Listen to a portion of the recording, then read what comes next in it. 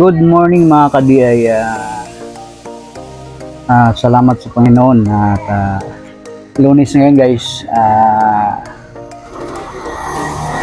May gagawin ako mga ka-DI.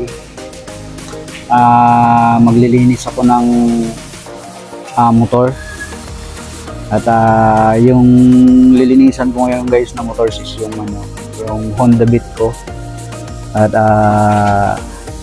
kasama na rin i-review ko din yung motor na yan dahil yung bago nga siya, version 3 siya. So makikita natin yun guys at antabayan na ninyo. At nandito ko ngayon sa garahe at ilalabas ko siya at doon ko linisan sa labas guys. So one eternity later. Yun mga ka-DI at natapos ko na paglinis guys. Yan yung bago kong motor at nire-review ko siya ngayon. Honda Beat version 3 yan siya guys at premium. So yan kung makikita nyo.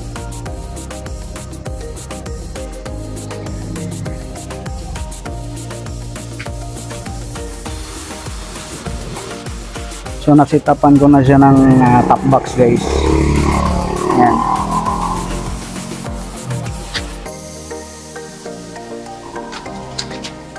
At nasitapan ko na rin siya ng tire hugger siya.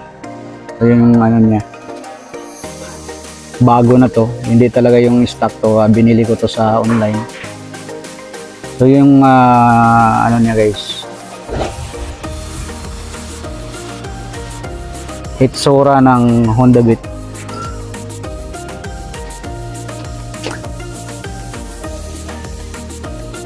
Kung makikita nyo guys, iba na yung design niya dito. Yan. Iba siya sa version 2. Yun yung hitsura niya.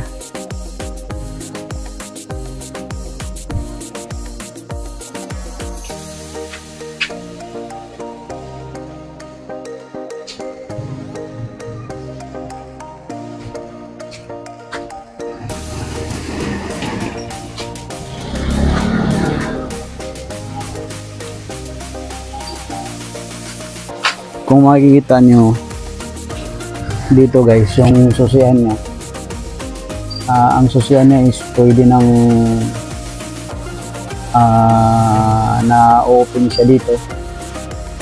Sa Honda Beat ay wala ito, na ay version to wala ito.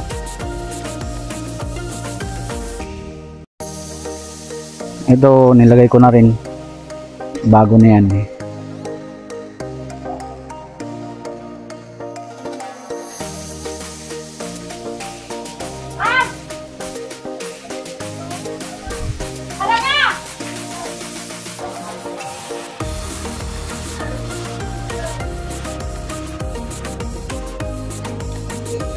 So bibigyan ko lang kayo guys ng review about sa Honda Beat na to. At ito yung version 3 ng Honda Beat. At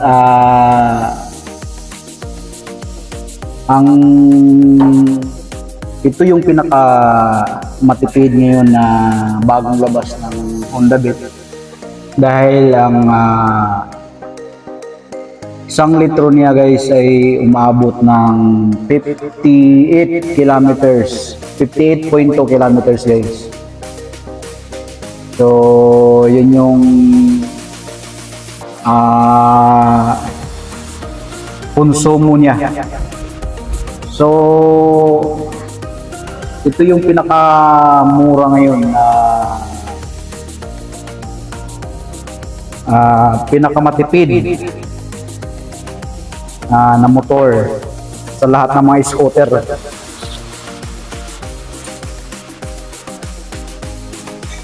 Sa ngayon guys, ito yung Honda Beat.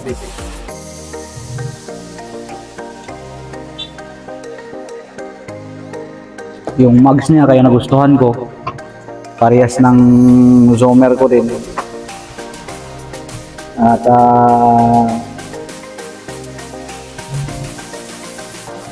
type ko yung kulay talaga niya. Yung kombinasyon ng dilaw at saka itim. So dito lang sa top box ako ay mali yung na-deliver, itim yung pina-order ko pero puti. Pero parang hindi ito magtatagal sa akin, ay madispatch sa to guys. So yun yung ano niya, kabuuan ng Honda Beat nito.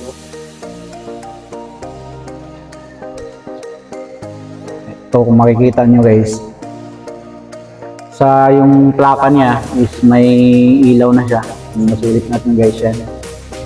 Yung tail light naman niya yung signal light naman niya nakadikit sa tail light niya. Yun. So ito yung bago ko na lang nilagay na tire hugger. Kumbaga iniisa-isa ko na ng bigyan ng gusto kong design guys. So yun. So maganda sa hitsura itong Honda Beat guys. Kung titingnan naman natin dito sa susian, yan, pagka ganito yung hitsura ay okay yan. Pag i-hit natin dito guys, yan, magbubukas yung, ito yung bubukasan ng upuan yan. So yun, nabubuksan natin. So medyo basa pa guys dahil ano ko lang, kalilinis. So yun yung ano niya, bukasan. So dito naman sa digital niya, may analog at may digital. So dito mo makita yung odometer at saka yung gas. Yung ano naman niya, yung speedometer, ito analog. So yung takbo mo kung gaano kabilis na, yung layo, kung ilang kilometro na, dito makikita guys. So yun lang yung ano niya. Pero pagka nakikita mo dito mga ka-DI, yung itsura niya, yan o,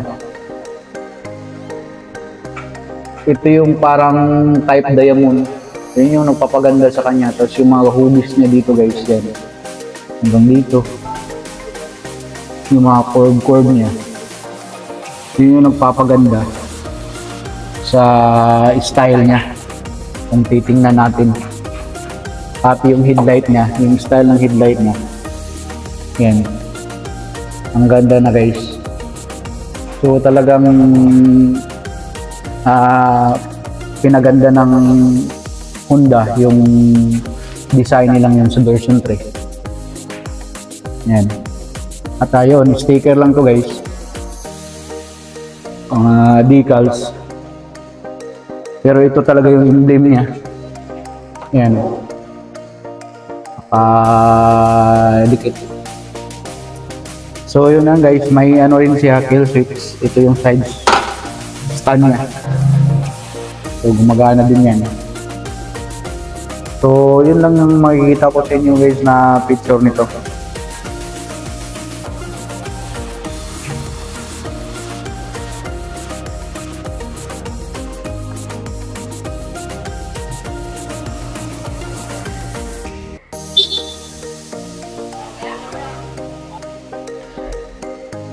Dito mga ka-DI, titingnan natin yung box niya. Yan.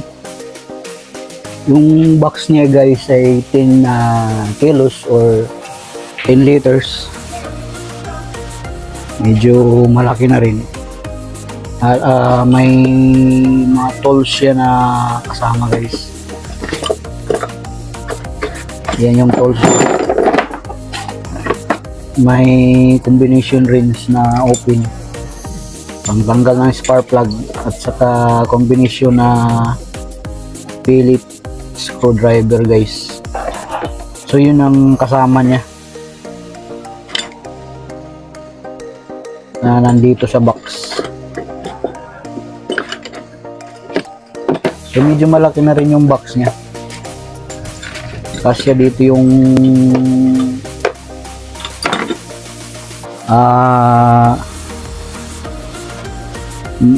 siguro half face na helmet kasya dyan guys. Tapos ito naman yung tangke niya. Ang capacity ng tangke nga pala niya guys is 4.2 liters. So kung 58.2 liters 58.2 kilometers per liter, so aabot na yung 4.2 guys ng ano 200 kilometers ang aabutin ng takbo ng motor na to guys. So dito naman guys sa ano mayroon siyang box dito. Medyo kinawan, malaki, malalim din. Pero ang kaibahan ng version 3 doon sa version 2, may ano na siya guys. Titingnan natin.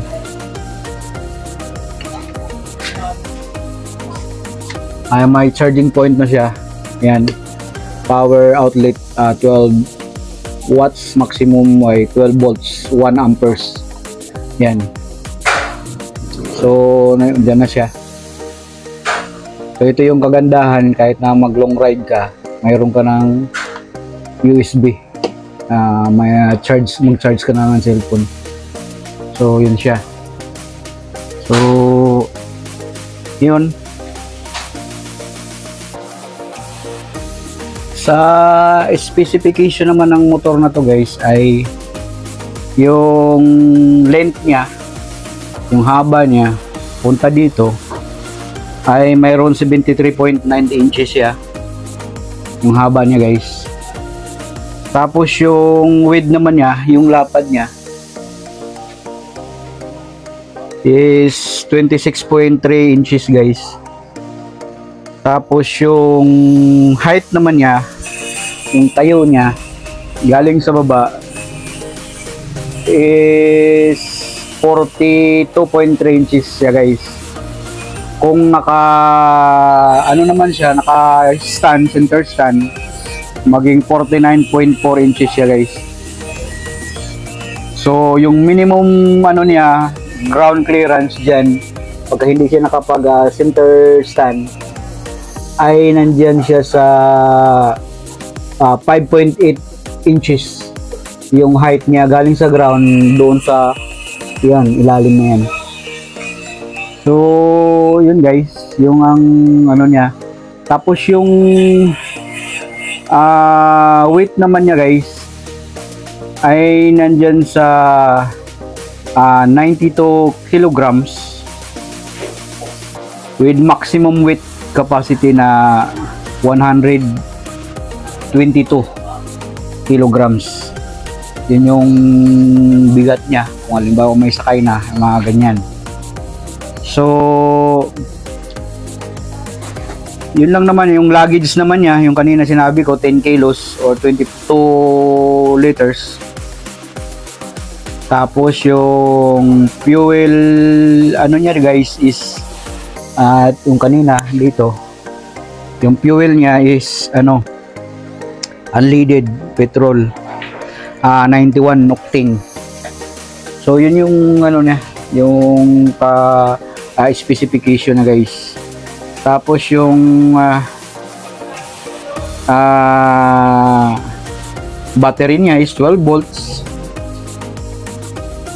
Tapos yung gulong naman niya guys dito sa front ay yan, ay makikita natin is 80-90 by 14 siya guys. Kung makikita nyo doon naman sa dito naman sa likod ay 90 by 90 by 14. Yun ang gulong niya guys, yan sa likod niya. So yun guys, yun lang naman ang kailangan nating ma-review. Tapos yung recommended na engine oil sa langis niya guys ay dito na side. Yan ay SAE 10W30 903 standard MB. Yun yung langis niya. Tapos yung brake fluid naman niya, dahil kumbi kasi ito guys, kumbi siya, kumbi brake, ayan, sa DOT3 or DOT4 brake fluid. So yun lang guys ang review ko dito, na mura na siyang scooter at matipid pa sa gas guys. So hanggang dito lang yan mga ka-DI yung review ko dito sa Honda version 3 premium na bagong labas ng Honda Beat. At salamat sa panonood ng video na to guys, at salamat sa suporta sa aking mga subscriber, at thank you sa mga manonood ng video na to. God bless sa inyong lahat, nawa ay pagpalain kayo ng Panginoon. At sa hindi pa nakapag-subscribe sa aking channel, subscribe niyo guys, at huwag niyo kalimutang i-hit ang notification bell para updated kayo sa aking mga video pang darating guys. Hindi lang naman dito sa mga gamit-gamit o anong ginagawa ko, mas maganda yung marinig din natin yung iba kong gagawin, lalo na pagdating sa ating Panginoon guys. God bless sa inyong lahat, at magandang umaga. Salamat sa pagre-review ko sa bagong motor ng Honda Beat version 3.